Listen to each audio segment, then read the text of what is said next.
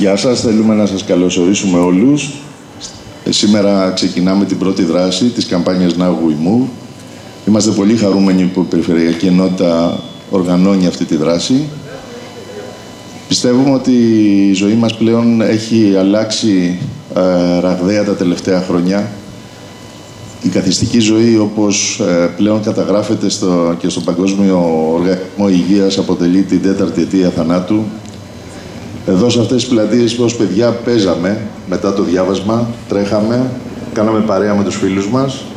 Σήμερα δυστυχώς τα πιο γυμνασμένα σημεία του σώματός μας είναι τα δάκτυλα που γράφουμε στο Facebook ή στο email μας.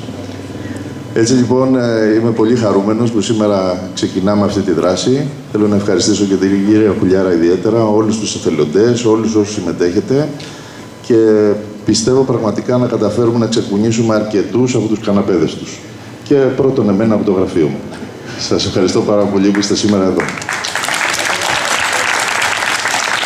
Καλησπέρα και από μένα. Είναι μεγάλη τιμή που επιτέλους καταφέρνουμε να διοργανώσουμε κανονικά αυτή τη φορά, γιατί είχε τρέξει και πιλωτικά το 2013, στη Ζάκυνθο το Now We Move, μια παγκόσμια καμπάνια για την κίνηση. Αυτό σημαίνει ότι παρέχουμε την ευκαιρία του αθλητισμού για όλους.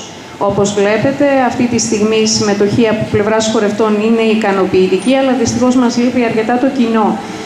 Έχουμε όμως μία εβδομάδα μπροστά μας, από τις 21 μέχρι τις 27 Σεπτεμβρίου, με πάρα πολλές δράσεις που θα βρείτε τόσο στο διαδίκτυο όσο και στο διαφημιστικό υλικό που έχει παράγει εδώ η Περιφέρεια και η Περιφερειακή Ενότητα Ζακύνθου, έτσι ώστε να συμμετέχετε μαζί με τα παιδιά σας σε πλήθος δράσεων.